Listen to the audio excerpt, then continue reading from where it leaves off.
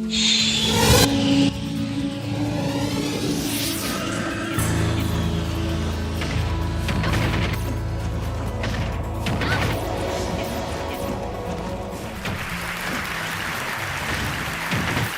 ever feel completely overwhelmed when you're faced with a complex problem? Well, I hope to change that in less than 3 minutes. So I hope to convince you that complex doesn't always equal complicated. So for me, a well-crafted baguette fresh out of the oven is complex, but a curry, onion, green olive, poppy cheese bread is complicated. I'm an ecologist and I study complexity. I love complexity, and I study that in the natural world, the interconnectedness of species. So here's a food web, or a map of feeding links between species that live in alpine lakes in the mountains of California. And this is what happens to that food web when it's stocked with non-native fish that never lived there before. All the grayed out species disappear. Some are actually on the brink of extinction. And lakes with fish have more mosquitoes, even though they eat them. These effects are all unanticipated, and yet we're discovering they're predictable. So I want to share with you a couple key insights about complexity we're learning from studying nature that maybe are applicable to other problems. First is this: the simple power of good visualization tools to help untangle complexity and just encourage you to ask questions you didn't think of before. For example, you could plot the flow of carbon through corporate supply chains in a corporate ecosystem, or the interconnections of habitat patches for endangered species in Yosemite National Park. The next thing is that if you want to predict the effect of one species on another, if you focus on only that link and then you black box the rest, it's actually less predictable than if you step back, consider the entire system, all the species, all the links, and from that place, hone in on the sphere of influence that matters most. And we're discovering with our research that's often very local to the node you care about, within 1 or 2 degrees. So the more you step back, embrace complexity, the better chance you have of finding simple answers, and it's often different than the simple answer that you started with. So let's switch gears and look at a really complex problem, courtesy of the US government. This is a diagram of the US counterinsurgency strategy in Afghanistan. It was front page of the New York Times a couple months ago, instantly ridiculed by the media for being so crazy complicated. And the stated goal was to increase popular support for the Afghan government. Clearly a complex problem, but is it complicated? Well, when I saw this in front page of the Times, I thought, great, finally something I can relate to. You know, I can sink my teeth into this. So let's do it. So here you go, for the first time ever, a world premiere view of this spaghetti diagram as an ordered network. The circled node is the one we're trying to influence, popular support for the government. And so now we can look 1 degree, 2 degrees, 3 degrees away from that node and eliminate like 3/4 of the diagram outside that sphere of influence. Within that sphere, most of those nodes are not actionable, like the harshness of the terrain, and a very small minority are actual military actions. Most are nonviolent, and they fall into 2 broad categories: active engagement with ethnic rivalries and religious beliefs, and fair, transparent economic development and provisioning of services. I don't know about this, but this is what I can decipher from this diagram in 24 seconds. When you see a diagram like this, I don't want you to be afraid, I want you to be excited, I want you to be relieved, because simple answers may emerge. We're discovering in nature that simplicity often lies on the other side of complexity. So for any problem, the more you can zoom out and embrace complexity, the better chance you have of zooming in on the simple details that matter most. Thank you.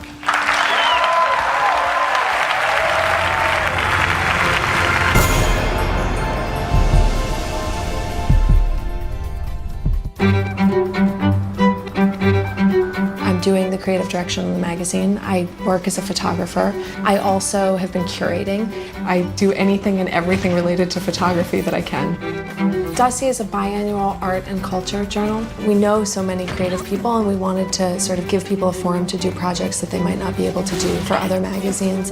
My BlackBerry works with my lifestyle because I actually work from my phone, going back and forth with different clients constantly. If we're planning an issue of the magazine, I'm looking at proofs on my phone. The new one has a keypad and then also a touchscreen. I really like the keypad. I could not write long emails on a phone that just had a touchscreen. There's no way.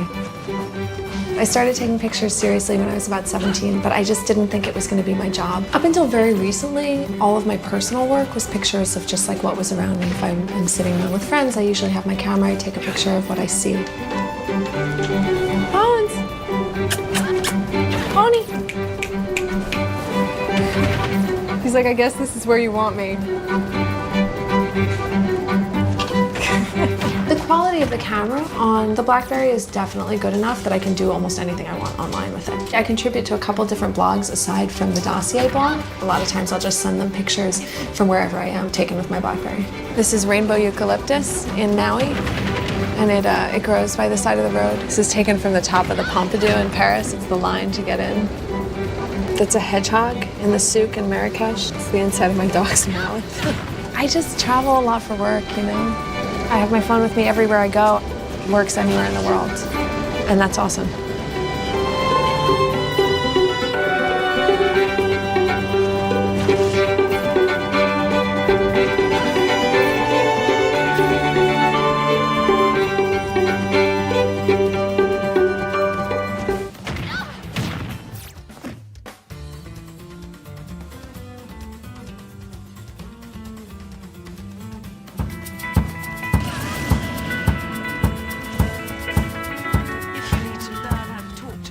How have you learned to better distill complex concepts into teachable moments? Oh, that's an easy answer. I'm an idiot. You know, I'm not smart. You know, I didn't do well in school. You know, I didn't do well in college, and so my push to simplify concepts is so that I can understand them. You know. There's a lot of things I don't understand, and so I ask a lot of questions, you know, repeating back what I think I'm hearing because I don't understand. And so the desire to simplify concepts is for my own understanding. And if I can understand it, then I can share it with somebody because now I have an understanding of it, you know?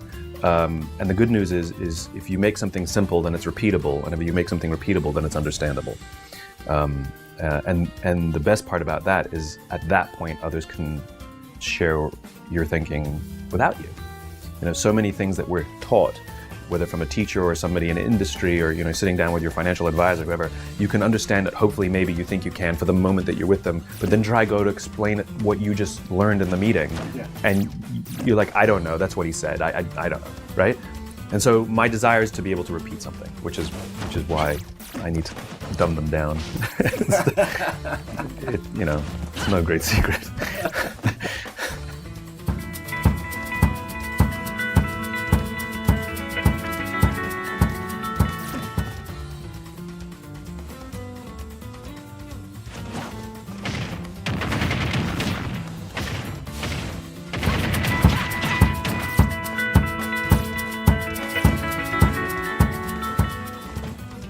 What does it mean to perform under pressure in the work that you do?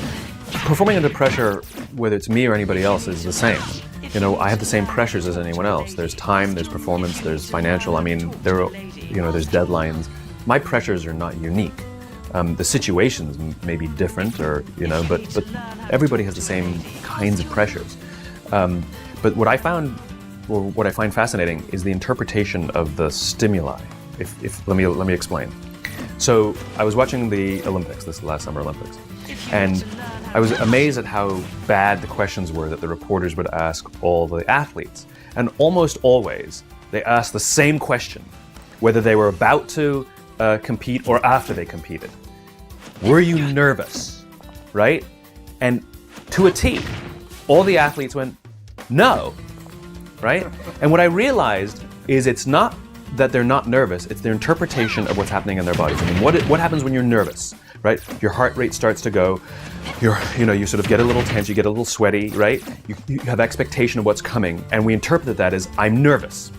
Now, what's the interpretation of excited?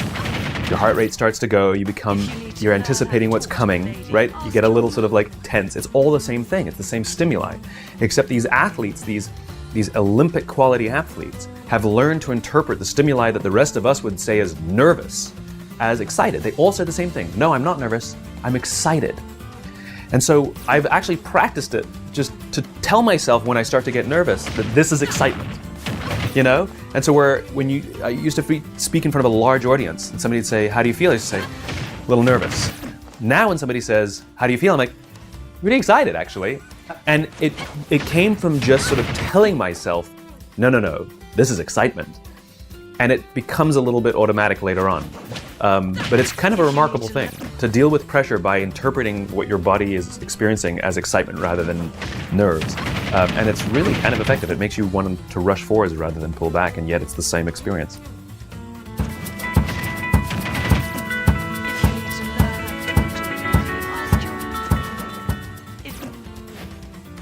If you need to learn how to talk to a lady, ask your mum.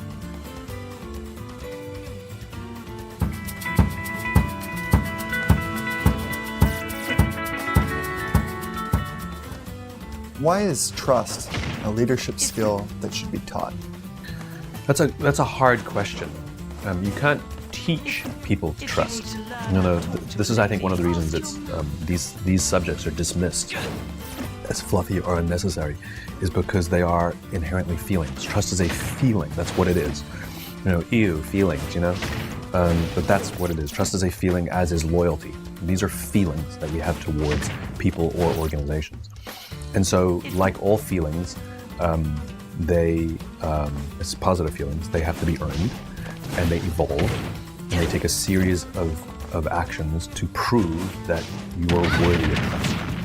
And so, no matter how excited you are to start a new job, no matter how excited they are to have you, you don't feel a part of the company immediately. It just doesn't happen. You don't know the language, you don't know the customs, you don't know the traditions. You don't fit in quite yet. They don't really know who you are. And over the course of time, little by little, you'll do little things. You'll put yourself out for others. Little by little, they'll give you a little more and a little more. And over the course of 6, 7, 8, 9 months, you'll actually start to feel like, I belong here. I feel like it, If you go years without feeling like you belong, you probably don't. Yeah, no, trust is not something that can be dictated. Trust me, or trust each other. Cooperate. Why don't you guys, if you guys cooperate, we'll have some more. It's not how it works. It's environmental. Yeah. It's always environmental. And for organizations that lack that environmental trust, how do you help organizations turn that around? It comes from the commitment to leadership. Leaders determine the environment. Leaders determine how big and how porous the circle of safety is. You take a look at a company like Goldman Sachs. Goldman Sachs back in the 70s and 80s, they were the Boy Scouts of Wall Street. That's what they referred to as. They believed in something called long-term greed, which is it's okay to make money, but they had this long perspective. And they were renowned for doing the right thing and sometimes taking short-term losses because it was the right thing to do. That was their culture, And through a series of poor management decisions and then going public, exaggerated some of those things, they no longer put as much weight on evaluating someone's cultural fit when making a hire. Now you had this sort of trader mentality started to, take hold inside the culture. And what you started to see was the disintegration of a high values culture, where it was no longer about protecting the reputation and protecting each other. It was now about protecting myself and advancing myself. And we've seen what's happened. They played a role in what we've seen happen to the economy. Because without a circle of safety, what happens is we inherently concern ourselves with our own survival. Biologically, we become cynical, we become selfish, and we become paranoid. That's what happens when we don't feel trust. When you don't trust somebody who that you live with, when you don't trust somebody in a relationship, you become paranoid that everything they're doing is trying to hurt you. We become cynical of everything they say. We become self-interested. We start doing things to protect ourselves and building walls. Well, it's the exact same thing inside organizations. When we do not feel safe, we will do things to protect ourselves, which will ultimately damage and hurt the culture and the company.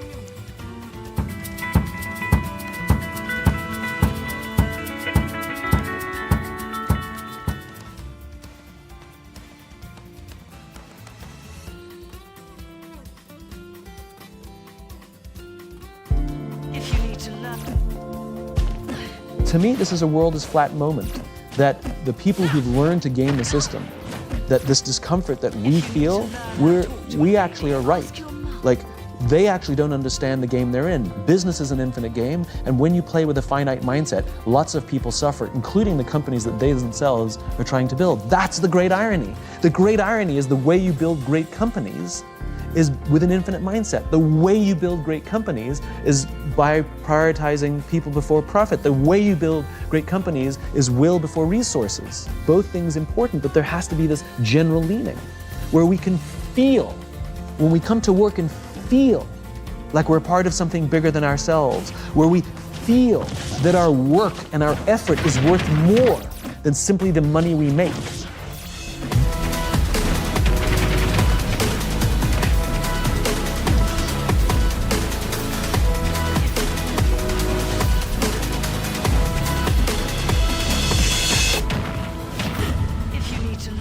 Hey everyone, welcome to Impact Theory. Today's guest is a multiple-time best-selling author with one of the most viewed TED Talks of all time.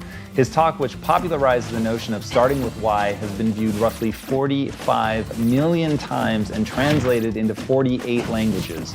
The speech he gave on millennials the first time I interviewed him broke the internet, garnering well over 300 million views and making him YouTube's 5th most searched term of the entirety of 2017. His unconventional views have made him one of the most sought-after speakers on the planet and have seen him invited to meet with the leaders of some of today's most important businesses and institutions, including Disney, American Airlines, Microsoft, the United Nations, the United States Congress, and multiple branches of the US military. He is a self-described, unshakable optimist who has dedicated his life to bringing to fruition a world where people feel fulfilled by their work. He is truly helping to shape the minds of the next generation of leaders. He is also helping to shape public discourse through continued contributions to such prestigious media outlets as the New York Times, Wall Street Journal, the Washington Post, the Huffington Post, MSNBC, and countless others. So please, help me in welcoming the man who has been described as a visionary thinker with a rare intellect, the author of Start With Why, Leaders Eat Last, and now, The Infinite Game, Simon Sinek. Good to see you too, man. So the new book, dude, it is wicked. It's really been interesting to see you call your Babe Ruth shot, say that you want to start a movement, and now be insanely consistent with the bricks that you would have to lay to actually get a mass of people on board with a movement. It was pretty exciting to read. Thank you. I'm really interested in knowing how much your ideas are like mind viruses that get inside people's heads and really do echo through culture, dude, in a pretty cool way. It'll be interesting to see what happens with this one, because I think you're right on the money about something incredibly powerful. Define for us an infinite game. So in the mid-1980s, a theologian named James Carsey wrote this little book called Finite and Infinite Games, in which he defined these two kinds of games. Finite games, which have known players, fixed rules, and agreed upon objectives. Football, right? There's always a beginning, a middle, and an end. And the objective is to win the game. And then there's infinite games. Infinite games are defined as known and unknown players. You don't necessarily know who all the other players are. The rules are changeable. You can play however you want. And the objective is to perpetuate the game, to stay in the game as long as possible. What I find so fascinating about this idea when I first learned about it is we are players in multiple infinite games every day of our lives. There's just no such thing as being the winner in your marriage, you know. There's no such thing as winning global politics, and there's definitely no such thing as winning business. Business is an infinite game. And yet, when we listen to the language of too many leaders, they talk about being number one, being the best, and beating their competition. Based on what? There's no agreed upon objectives, there's no agreed upon timeframes. And so what ends up happening is you have people building organizations and leading with a finite mindset, playing to win, in a game where there's no such thing as winning. And when we play with a finite mindset in an infinite game, there's a few very predictable and consistent outcomes, amongst which include the decline of trust, the decline of cooperation, the decline of innovation, all of which contribute to the eventual demise of the organization itself. And so what I wrote about is what it means to lead with an infinite mindset, because we teach leadership as if it were a finite game. You know, people start business with the goal of winning, of being number one, and that's a problem, because that's impossible. So what I wrote about in the infinite game is leading with an infinite mindset. So talk to me about why revenue is a mistake, because as a business leader, when you walk in, that actually seems like an agreed upon metric, certainly if you're playing to Wall Street, understanding your price per share, like what that means, the value that you're adding to shareholders. Like, I think most people at that level of business would say, what do you mean? That we all know what the scoreboard is. There's nothing wrong with revenues. There are two currencies in the infinite game, will and resources. Resources is money. You need money to stay in the game, but you need the will of the people as well. And the problem is that when we organize to win, that means the score is more important than the inspiration and motivation that people have to give their blood, sweat, and tears. And when we prioritize resources before will, that's a problem. I've never met a CEO that doesn't believe their people are important.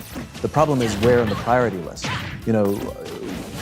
Been to any number of presentations where they put their priorities on the wall, number one, growth, number two, shareholder value, number three, our customer, number four, our employees. There it is. See, I do care about our people. And the reality is, as social animals, we want to work for and we're willing to give our blood, sweat, and tears to leaders who understand that the balance of those two essential currencies, the balance of those two things is will has to come before resources. And that doesn't mean 90-10. When I talk about putting people before profit, people freak out, which is ridiculous. You need fuel for the car to go. Money is fuel for the organization, of course. Even if there's a leaning, it's 51-49, there has to be a slight leaning towards people because there will always be decisions that a company has to make in which those two cannot both be supplied and one will have to be sacrificed. The question is, which will you always prioritize? Let me give you a hypothetical example to make my point. Two CEOs. The first CEO says, our number one priority is growth. And of course our people are important because if we take care of our people, we will meet and exceed our financial goals. Second CEO says, our number one priority is our people. And if we take care of our people, we will always meet and exceed our financial goals. Which one would you rather work for? I mean, it's obvious, right? It's obvious. So this is what it means to prioritize will of resources. It has, of course, money matters, but the people matter more. Yeah, that's. It's one of those things that when you get into business that probably intellectually feels obvious. If you said that to people, they'd be like, yeah, I get that. But I think that it plays out so often the way that you explained it the first time. Like, we want growth. Yeah, of course. Like, take care of the people. It's really going to fuel the growth, all that. And it's, speaking from experience, it is very easy to slide into that mentality. And it is insanely difficult to execute at the level of, no, my people really do come first. They're going to come first in not just what I say, they're going to come first in policies that we write, they're going to come first in the actions that we do. And one thing that I really liked about the book is you're intimating and at times just flat out saying it's also the best way to run a business if secretly what you really want are the profits. Why is that true? The best way to run a business when you secretly want profits? No, the opposite. It's the opposite. Do you think that's true? Because I have actually seen, and maybe I saw in your book what I wanted to see. What it seemed like you were saying to me was, hey, don't run your business for a profit. Don't even have it in the back of your mind. Take care of your people. But the irony of ironies is, when you take care of your people and they trust each other, the profits will come. Oh, yes. Of course. Yes, of course. People who are willing to give their blood, sweat, and tears make for better, more profitable companies. People who are only there for their own selfish needs and would be willing to jump ship as soon as they get a better offer, they're not the best people to help build a company for the long term. We can throw money at people which will last for a while, and you can make a company look successful for a while, but it doesn't mean it can last. We can't judge a ship by how well the crew performs in calm waters. We judge a ship by how well the crew performs in rough waters. And the problem is in good times, we don't use all that extra money to take care of the people. We use it to distribute, and then when hard times come, sometimes there's not enough padding, and the culture hasn't been fostered over that time. But that is the irony, which is when we lead with an infinite mindset, and the leaders that do lead with an infinite mindset have disproportionately more successful companies, more innovative companies, more profitable companies, all of which are strong enough to last for a very, very, very long time. And not because they just have the financial wealth to weather storms, but the company continues to grow and innovate and reinvent itself so that it's relevant in the face of new technology and changing tastes and politics in the world. So that is the great irony. But it has to be genuine, meaning to say that I care about my people because they're a means to an end. It's like we only like you because you help us make money, makes us not only feel used, but that we're a mechanism for somebody else's success. Where when we say we care about our people and money is the mechanism by which we can take care of people, the more money we make, the more we can take care of our people and serve our customers. It has a profound impact on our desire to give more. Yeah, it's that's something that in founding Impact Theory, so I really learned at Quest, you're only as good as what you write down when you start scaling. And really having to crystallize it and put something down, it really does make your values insanely clear. And I started thinking a lot about safety and trust, which are two of like the big pushes in your book. And I'd love to know, like, what do you see as the difference between the way that safe is being used now as like safe space versus the way that you talk about safety in the book? Are they one and the same? Do you differentiate from a safe space? Like, how do you think about safety? It has all those definitions. I mean, we want to feel safe at work, which means we feel that we can be ourselves. It means that we feel safe enough to raise our hands and say, I made a mistake, or I don't feel qualified for the position you've given me, I need more training, or I'm struggling at home, it's affecting my work, I'm scared, I need help. And to say any of those things with the confidence that our boss or any of our colleagues would rush to support us. Because if we don't create those psychologically and sometimes physically safe spaces, but those psychological safe spaces, what we end up is with a group of people who come to work every day lying, hiding, and faking. They're hiding mistakes. They are not admitting if they don't know how to do their jobs. They would never admit that they don't know something for fear that it makes them vulnerable, for fear that it maybe makes them the weak link, that they'll find themselves on some short list at the next round of layoffs. The problem is how do you run a successful organization that's supposed to sustain over the long term, thrive over the long term, if people are literally hiding things that go wrong, not admitting that they don't know how to do their jobs, and never admitting they need help? That doesn't last. That doesn't last. And the problem is when someone leads with a finite mindset, where they attempt to incentivize performance, and by the way, you can't incentivize performance, you can only incentivize behavior, then bad things eventually happen. That's interesting. Talk to me more about why can't you incentivize performance, and how do incentives end up influencing behavior? Well, you can't incentivize performance because somebody has to do something to achieve that performance. There's a cause and effect. You can't incentivize an effect. You can only incentivize the cause that would hopefully yield that effect, which is behavior. So if I say to you, I will give you a massive bonus if you hit a certain target at the end of the year, no matter what you're incentivizing is that I will do certain things to achieve that goal that you've set for me. But the problem is when we apply excessive amounts of pressure, and it's at all costs, like my very livelihood depends on that, it can accidentally incentivize some quite unseemly behaviors, like hoarding information, right? Because this is what gives me my value, and I don't want to share information or things that I've learned with my colleagues and coworkers, which is madness. Or unethical behavior, stabbing other people in the back. And this is one of the problems with, I think, our modern business today, which is too much of business is run right now with an excessive amount of finite thinking. Now, there are always finite games within the infinite game. The infinite game, however, provides the context. And without that infinite mindset, all you have is win, win, win, win, win, win, win, which is unsustainable. An infinite game is not a series of finite games. It's unsustainable because nobody has that energy, and there's no such thing as a perfect growth chart. It doesn't exist. Really fast, tell me why isn't an infinite game just a series of finite games? For the same reason you can't just keep eating chocolate cake every day because it feels good. Because simply driving people gets exhausting. It destroys the foundations of trust. It destroys the foundations of cooperation. And when we don't work well together, share information, admit mistakes, there's no innovation. And we know what simply driving a series of finite games looks like. It looks like investment banking before 2008, which produced an artificial, man-made recession. And so much of the finite thinking that we have today, unfortunately, is a really reasonably modern invention. It's not like business has always operated this way. The thinking of Milton Friedman, the 1970s economist, has really dominated sort of business theory today. He theorized that the responsibility of business, this is his definition, the responsibility of business is to maximize profit within the bounds of the law, right? What about ethics? You know, like a pharmaceutical company that raises the price on essential drug 200%, 300%, 500%, 800%. It's not illegal. It is unethical, right? It makes us uncomfortable, and yet the law is not broken. That's not a good enough standard to run a business.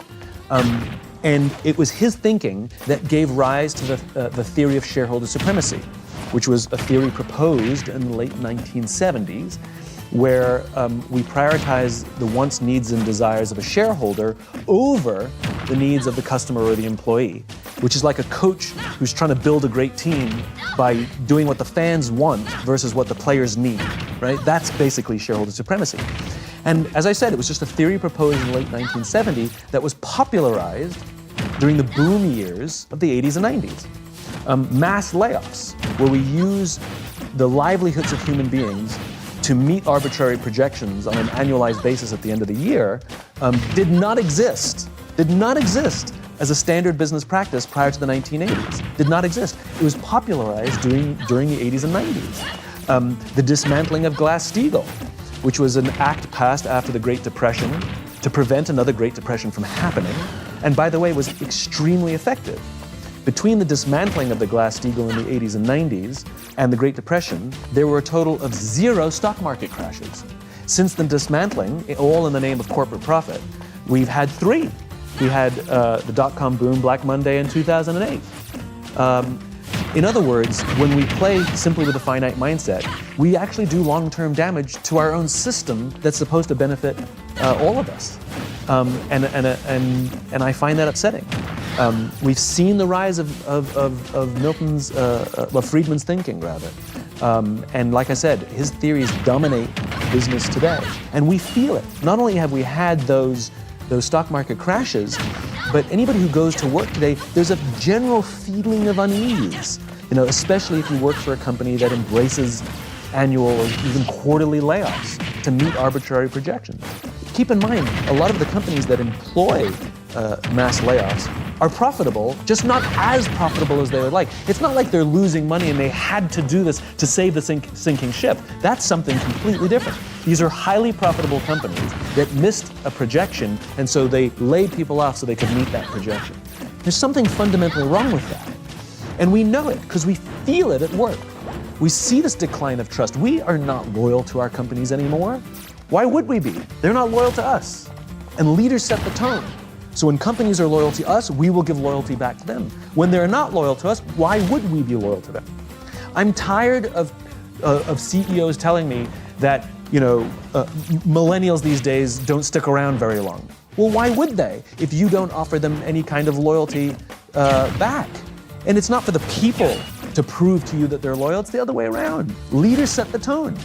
And so it's because of this general business theory that we've seen a steady decline, a steady erosion of loyalty in the business world today. We don't want to work at a company for 20 or 30 years, mainly because we're not sure we could. We're not sure that the company actually cares to keep us around that long. And so we constantly have our eyes open and we're constantly scanning. We come to work feeling uncomfortable that some of the decisions that are being made don't benefit the good of the employee.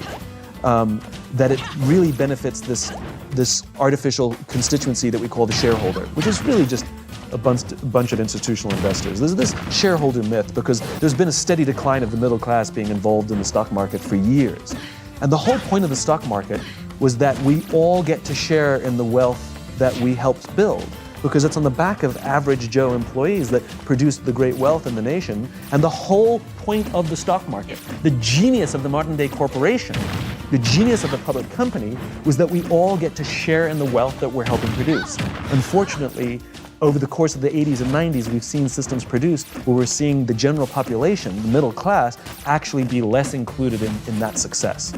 And the reason I wrote The Infinite Game was because I myself got tired of being told by people in positions of authority or people of extreme wealth that I was naive, that I don't understand how business works. And for many years, I believed them. I thought, maybe I am the dumb one, right? We all kind of feel that because they have the power, they have the authority, they have the money, they know more than we do. but we still go to work and feel uncomfortable. And it turns out that that discomfort, that gut feeling that says that there's something wrong here, turns out that the majority actually knows something. And to me, this is a world is flat moment. That the people who've learned to game the system, that this discomfort that we feel, we actually are right. Like, they actually don't understand the game they're in. Business is an infinite game, and when you play with a finite mindset, lots of people suffer, including the companies that they themselves are trying to build. That's the great irony. The great irony is the way you build great companies is with an infinite mindset. The way you build great companies is by prioritizing people before profit. The way you build great companies is will before resources. Both things important, but there has to be this general leaning where we can feel, when we come to work and feel like we're part of something bigger than ourselves, where we feel that our work and our effort is worth more than simply the money we make. We know that, right? What a fan.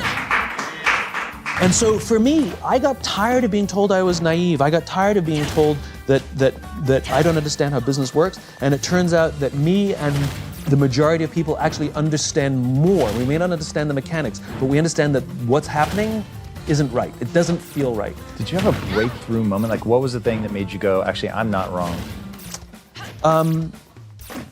Well, you know, the discovery of this definition of the infinite game was a large part of it, because I recognized that business is an infinite game, and almost all of the leadership in business today is finite-minded, and so there's literally you can't show up to a game of basketball ready to play football.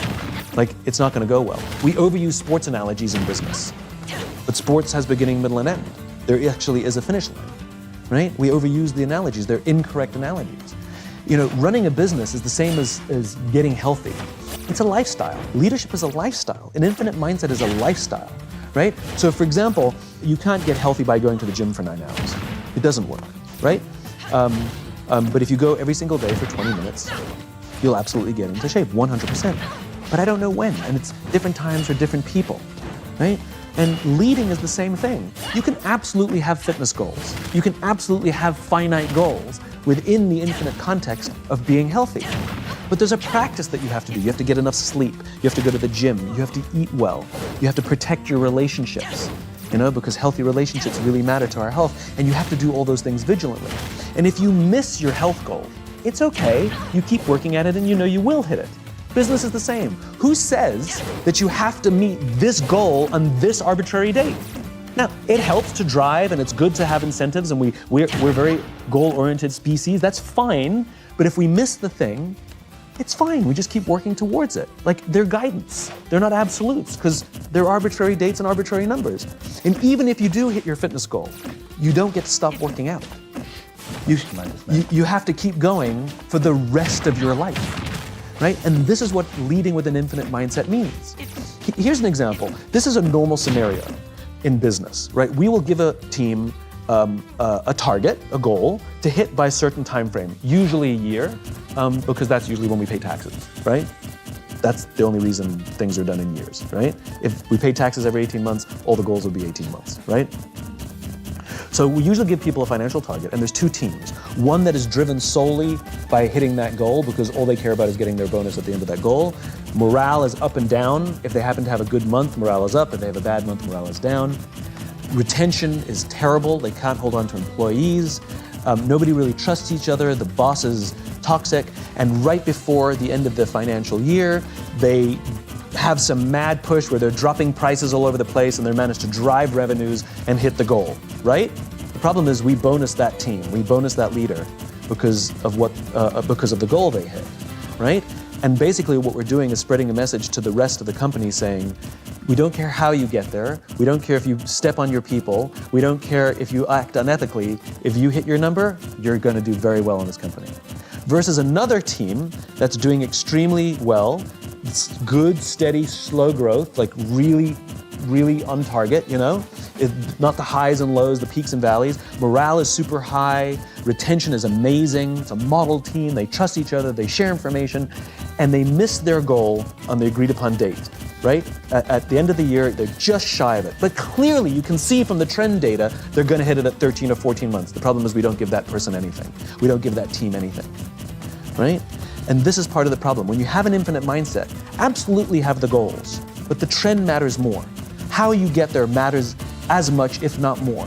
And we pay attention to that. So even if I hit my fitness goal, I'm eating better, I'm sleeping better, my relationships are great, I'm going to the gym. Yes, I missed my goal, but I know if I just keep going, I'll hit it. I'm getting healthier and healthier, right? I just got the timing wrong. And this is what we need to build into business, that infinite mindset. Yes, have the goals, yes, have the ambitions, yes, have the annual targets. If we miss them, as long as we're doing the right things, we have the right lifestyle to take us there, that's a much healthier way to live a life and a much healthier way to build an organization. So let's talk about that recipe. You break it down pretty eloquently. I'd say the book is actually organized around the 5 elements that seem like the very things you're talking about now. What are those? And ultimately where I want to get, maybe not right now, but ultimately what I want people at home to be able to do is, if they're not a business owner, understand what to look for in that and understand how they can play a role in shaping it. So there are 5 practices in order to lead with an infinite mindset. You have to have a just cause, you have to have trusting teams, you have to have a worthy rival, you have to have a capacity for existential flexibility, and you have to have the courage to lead. So just cause. We have to give our people something to advance. A cause so just that they would be willing to sacrifice their interests in order to do so. In other words, turn down a better paying job, or frequent business trips, or working late hours. And though I may not like those things, I do them because it feels worth it, because I believe in what I'm a part of here, because I feel that I'm helping advance, because there's no achieving in the infinite game. The goal is not final achievement, the goal is advancing, to progress in the infinite game. And to have that vision of an idealized state of the world that all men are created equal, right? It's an ideal that a nation is striving towards, that will never actually get there, but will die trying. That's the point. And we can offer people the same thing inside an organization. In fact, we have to give them something to advance. Now, how is this different from the why?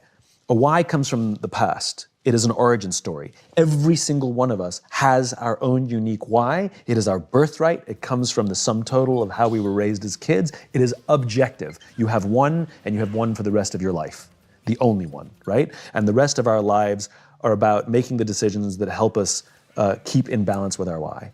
A just cause doesn't come from the past. A just cause is about the future. It's about where we're going, right?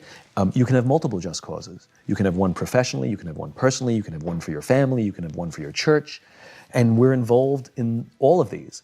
There's massive pressure put on people, especially young people, to, what's your vision?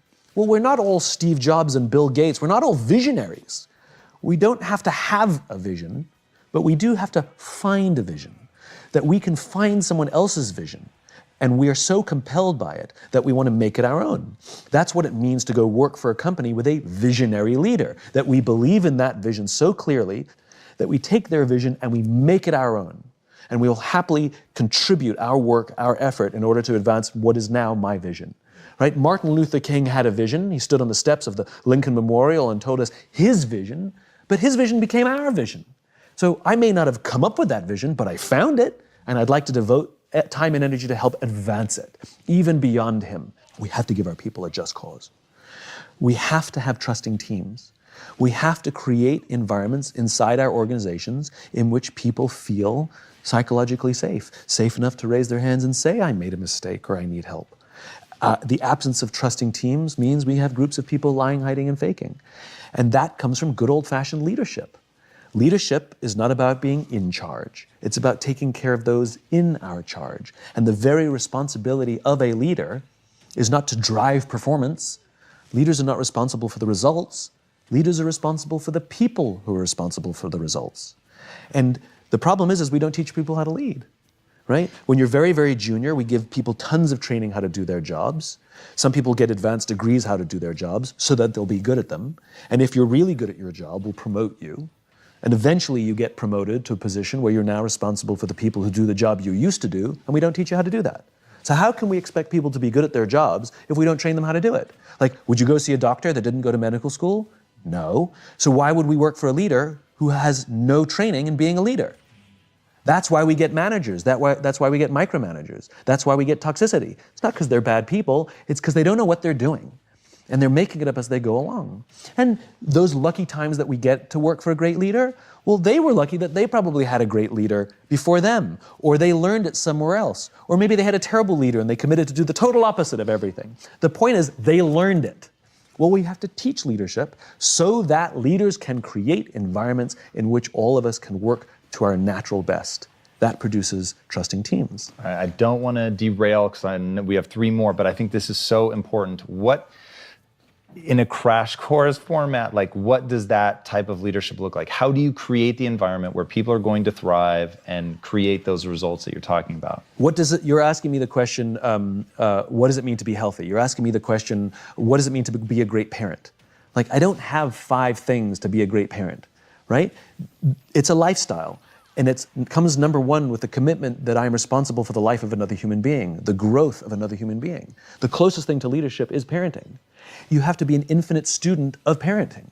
You know, you want to be a parent, you ask your friends, you ask your own parents, you join groups, you read magazines, you watch talks, whatever it is, you're constantly consuming how to deal with this constantly changing challenge of being a parent.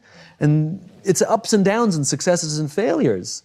You know, and that's what it is. Leadership is the same. Great leaders are students of leadership. No matter how achieved they may be, they're still learning. And it's a lifestyle. It's the lifestyle of what I need to do to look after people, which includes things like listening, learning how to give and receive feedback, learning how to have effective confrontations, how to discipline when necessary in a way that's constructive. Roam the halls, get to know people, learning what it means to ask somebody questions. How do you ask questions? You know, like some people are naturally good at being curious about other human beings, and some people are uncomfortable because they're introverts or whatever, socially awkward. But we can learn, you know. How do you learn to remember people's names? Oh, I'm bad at names. No, you've just decided you're bad at names. We can learn to be good at names so that when we walk down the hall and say, hey, Tom, oh my God, he remembers my name. It's a nice feeling.